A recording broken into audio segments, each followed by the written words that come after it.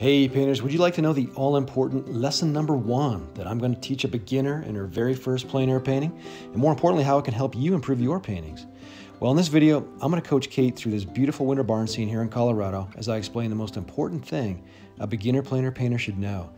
We will give a quick critique of our paintings and stay tuned to the end where I share my big breakthrough moment as a beginner plein air painter myself and give you a quick dose of creative inspiration. Let's paint!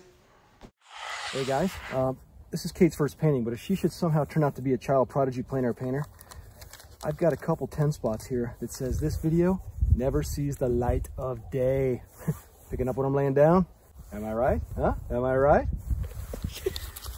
Well, today we're going to do a workshop style plein air video for you, and I hope you can get a lot of teaching points from this. I'm using my favorite plein air student in the whole world. Her name is Kate. All right, she's my daughter. Fine. Kate is an excellent drawer. She loves to draw figures, but this is her very first time being out in the field, and so I think it'll be good for you to listen in on how we kind of direct her through this as we talk about that one important thing that beginner plein air painters need to know about. You ready, honey? Yeah, let's do this. We got a lot riding on this painting. This is very. I need you to make an extra piece. Oh, cut! What we're gonna do with Kate here, we're just gonna have her do her drawing real quick, and then we're gonna get to the one important number 1 lesson.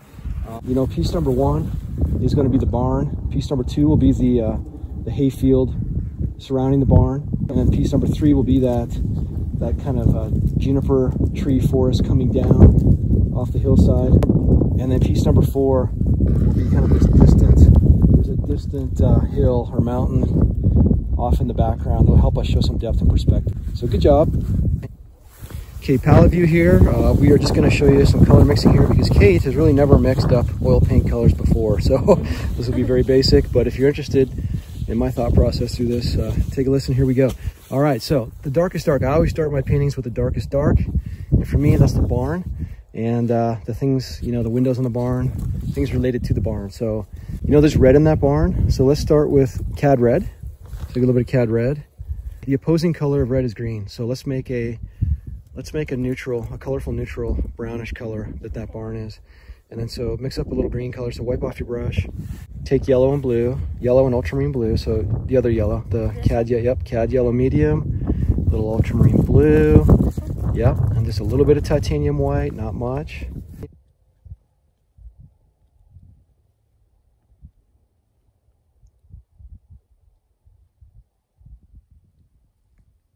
Let's make it darker, so let's go cad red. Just use a little more paint. There you go, dip in. Cad red, and then more yellow and more blue. There you go. Yep, just get a thick layer of paint going there. And it's too warm right now, so we got to cool it up. So we put the opposing color on the color wheel, green, in there. And let's put a little more blue in there. It could go darker still. There you go. That's getting closer.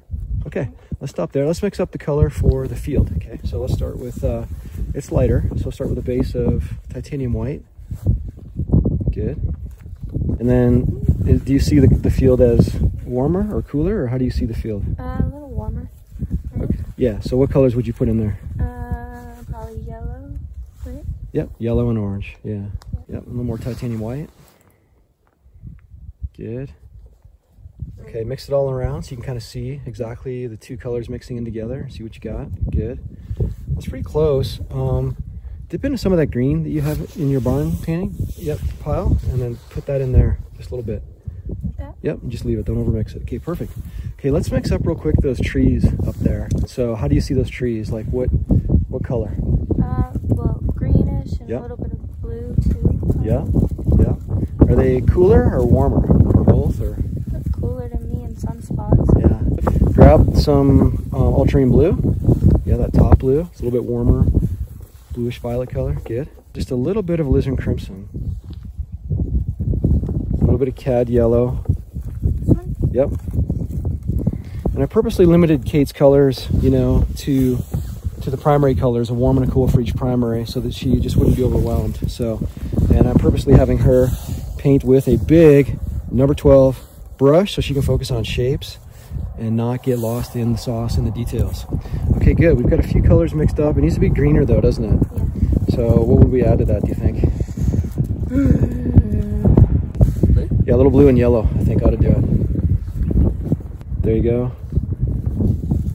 and just a smidge of titanium white, because your value needs to be just reduced a little bit so that it's not as dark as the barn. Help out here just a little bit. So let's take a little bit of ultramarine blue, more titanium white, and then cad yellow. I think that's pretty close. Maybe just a little bit of alizarin crimson. I think maybe just had a little too much. Yeah. And then something like that. And let's go back to your barn color, and let's kind of let's go with a little darker value. I think it's too light. Now that we mixed up that tree color, you always want to compare. And then just a little bit of green in there, not much. But it's a violet. It's a violet color, but it's brown, but it's not really, you know, brown. Yeah. So, and then maybe a little cad red. Okay, beautiful, perfect. Let's get to painting. Okay, let's rock and roll, Kate. Let's get some paint on the canvas, starting with the darkest dark. So let her happen. So I've got her using that big number 12 brush on purpose. So go ahead and just dip in and just start getting that barn color in there.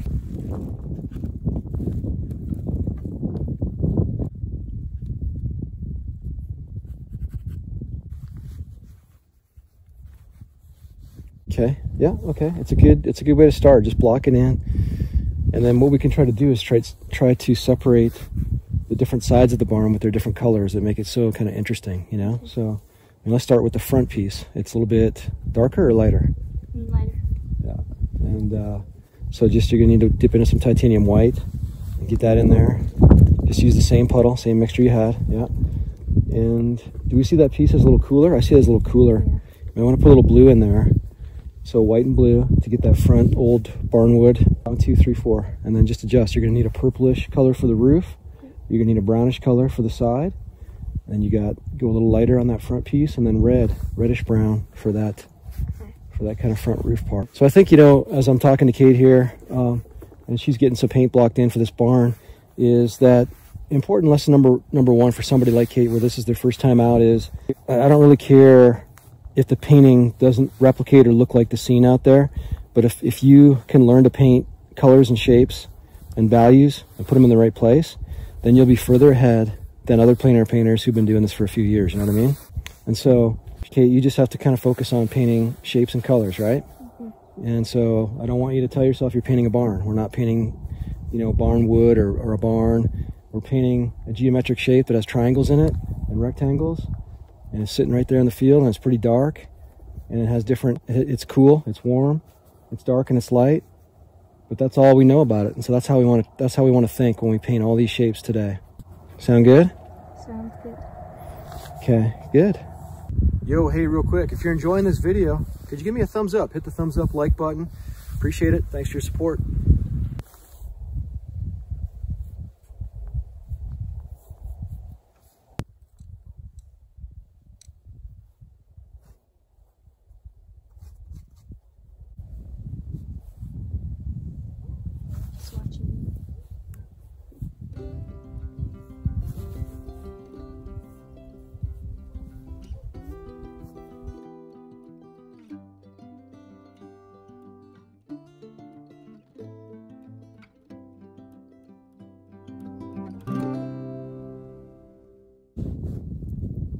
So just remember with your lines, whenever you paint an object in, you're trying to show perspective, it's got to go down. So that roof line has to go down toward the horizon line. So just take a big stroke and go top and then down, just slightly down. Perfect, perfect. And then same with here, while you show perspective. Good job. Okay, let's mix up a color, Kate, for the sky. It's an overcast, cloudy sky, so it'll be kind of fun. Let's mix it up. What color do you see it as? What colors? Like a cooler gray. Cooler gray. Mm-hmm. Okay, so let's start with a base of titanium white, right? Because it's... Try the palette knife. Yeah, try to use a palette knife. It's a lighter in value. And then just add a touch of ultramarine blue, but not much, just a touch. That's phthalo. I would go with ultramarine, because it's got a little more violet in it. Yep, and then just a touch of cad red light, not much because it's real strong. Yep. Mix that all in together, see what you got. A little more white, go a little more white. Good. It's okay, it's how you do it. You just adjust as you go. Nobody really mixes up a perfect little recipe the first time. Good. And then the opposing color of violet is orange. Just put a tad, just a little bit of cad orange in there. to desaturate it, take the vibrancy out of that, because the sky isn't that blue today. Like you said, it's more gray. There you go. Mix that all up. Good. Now we're getting into like a warmish, cool gray color. Let's start with that. Cool. And then as you go, you can mix titanium white into there, and just because it's not a flat sky, right? It's got light poking through. Okay, put the sky color in. The sun is kind of poking in and out.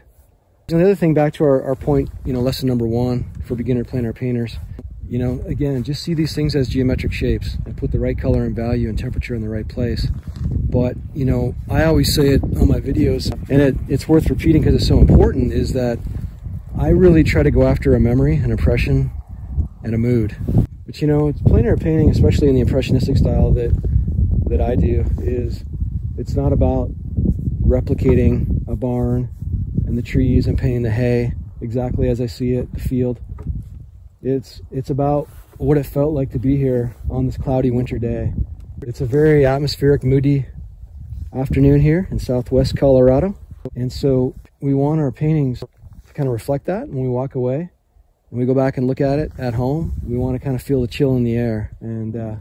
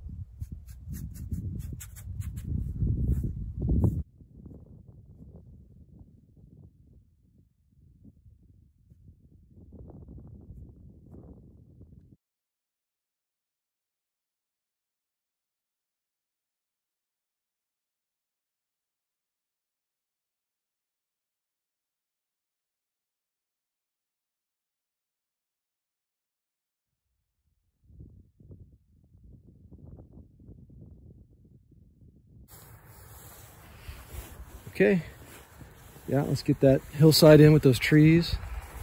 I think it's gonna have to be a little bit lighter than what you have it in there, but leave some of that color in toward the top of the trees. But grab your brush and just grab some orange and a little bit of white maybe. Mix it into your pile just to warm it up and lighten it up. Not a lot of white because white kind of cools it, but okay, yeah, so we're just warming that hillside up a little bit. We got to try to make that a little bit of a lighter value than some of the barn to kind of show some perspective, so that's good. Is that better? Yeah, that's a lot better. Yeah, I can kind of see the different values here. This will be a little bit darker still as we work with it, but that's a little bit lighter piece. Now let's mix up this piece right here, this piece number 4. So we're gonna mix up for this far off foothill piece right back in there, if you can see it, in the way off, the one that touches the sky. It's a very important piece in this painting to show atmospheric depth and perspective. And you got to kind of, generally those pieces are cooler in temperature, lighter in value. So let's see if we can help Kate dial that in. And we'll want to be constantly comparing it to those trees right there and to the value of the barn right there. Snow, let's go with titanium white. Good. What do you think we're going to add to it? Ultramarine blue, that'll work. Yeah. It's kind of a greenish, I see it as a greenish blue cool piece, you know? So you might want to swipe like a little piece of green somewhere from one of your green piles just to kind of put it, just to have that color in there. That? Yeah, I would go with phthalo. Grab a little bit of phthalo blue because it's really your cool blue. And not too much, it's really potent. Good. Mix that all up. And maybe just a dab of cad red, just a little bit to lean it on that violet side. I like that. I think that's pretty close. I think that's good. So we want to show some depth between this piece, and that piece. So I think you're right on track. Okay. Now you see those trees in there? You don't want to draw every little tree, right? Because you don't want the eye to be drawn to a single tree like 4 miles away. But there are trees on that, so we want to kind of define that piece a little bit. let's just do it now. Just mix in one of your other little green colors that you got, maybe this one right here. Mix it in there and put it toward the top of that piece. Yep, there you go. Just sporadically put that in there. File knife? Sure, why not? Wherever you think you'd like it. Toward the top, maybe. There you go. Good. Okay. Remember, you're just painting shapes. They're not trees. They're just shapes within a larger shape. That's all those juniper bushes are. There you go. If you want to switch to your brush, you can, but that's looking good. I kind of like the effect you got going there. Yeah, just go different directions, press different weights in different places. Hey, if we haven't actually met yet, I'm Terry with Learning Plein Air, and this channel is all about plein air demos and tutorials just like this one. So if you're new here, consider subscribing. Thanks for your support. Back to the painting. Along with the barn being the darkest dark, there's going to be other darkest darks in the foreground. It could be that fence. It could be the bottom of some of those weeds or the hay, you know, the undergrowth is very dark in spots. So we want to, at this point in the painting, paint the smaller pieces within the larger pieces. So I always say we paint thin to thick and big to small. Okay, Kate's going to do some of this hay, foreground hay, using a palette knife. She didn't really have a whole lot of experience with a palette knife, so this is totally experimental for her. So hey, I applaud her for doing this on camera. Good. And I kind of messed you up. I'll just show, you know, if you make a mistake like this that I did, where I just kind of went up too high on the barn, it's no big thing. You just scrape that off and it's done. Problem solved. So if you turn your knife on the edge, you know, you're going to get a sharp. If you flatten the knife, you'll get a broader, thicker stroke. Okay, we're going to mix up some snow, which will add some real nice kind of depth and authenticity to this painting. So let's go into titanium white. So just make up like let's just use this puddle right here. Yeah, and then just a touch, not much, because it's really strong alizarin crimson to that. So we're going to make up like a darker violet snow for this foreground here. It's white, but it's not white. It's darker in value than it looks. We have a darker mixtured snow. We have a little bit of lighter mixtured snow. There's no sun, there's no real light and shadow. So the snow is what's called local tone. It's a local tone painting here. We're just painting the value and the color as it appears. So let's go for it. Okay. Yep, go for the lighter part. If you look, I'm always trying to look for opportunities to create contrast. So if you look at the edge of the corner of the barn, the roof, and the snow, it's a light and a dark, a warm and a cool.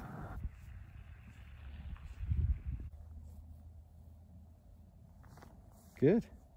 Lost and found edges. So this is a found edge, and then we lose it, you know, in the trees or the grass, and then it's found again, like right there, something like that.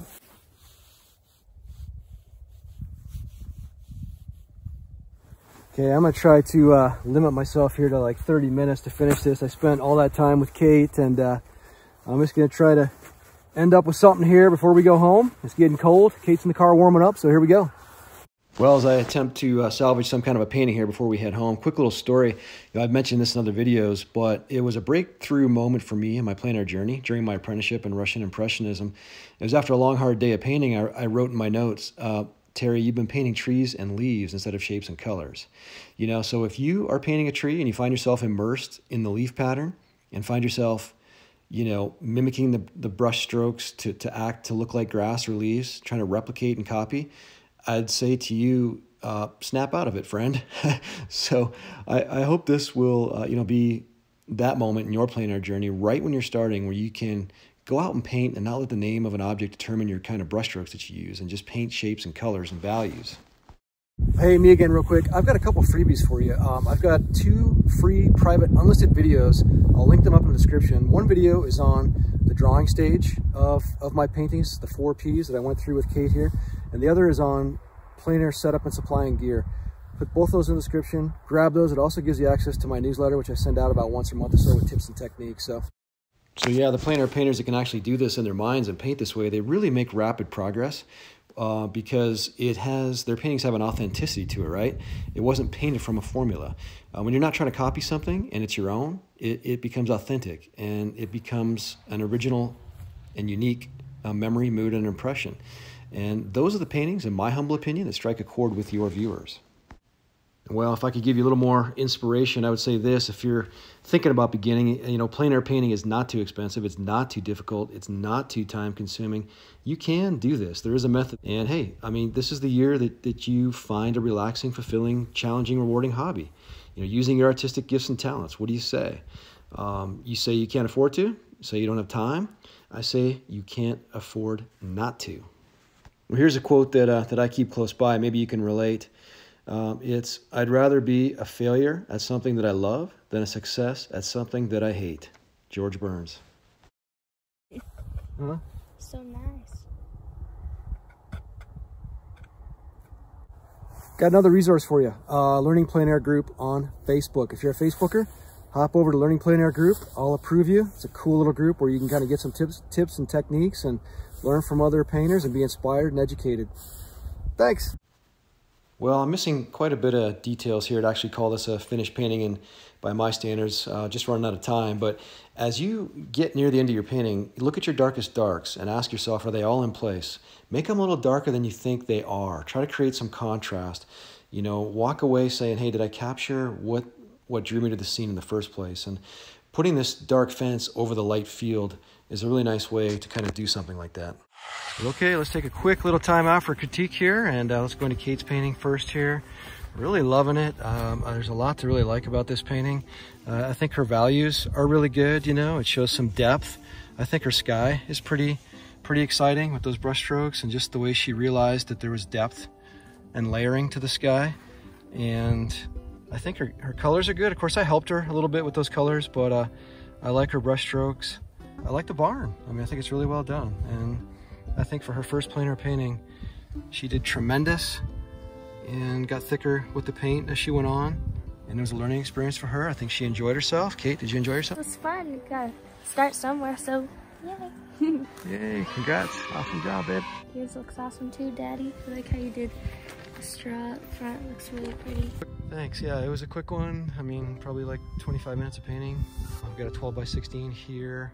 I think I would have liked to have maybe done a better job with kind of the snow behind the barn there. You can kind of see it's getting dark actually, but you can see there's a little bit more to that foothill snow scene. I was pretty hurried with the barn, but I do like some of those brush strokes in there. I decided to put in this this foreground mountain right here, forest coming down that Kate did not, right over there to the right. And so I think that added something to the painting. Okay, awesome job, Kate. Thank you so much, hon. Appreciate it. You did awesome. So if you're a beginner plein air painter in the last couple years, first, download that free video on the 4 Ps of the drawing stage. And then next, watch these videos up here, starting with this playlist that I'll put up here entitled Better Color Mixing. So watch that, and I'll see you over there in that next video right now. God bless. I'll see you in the mountains.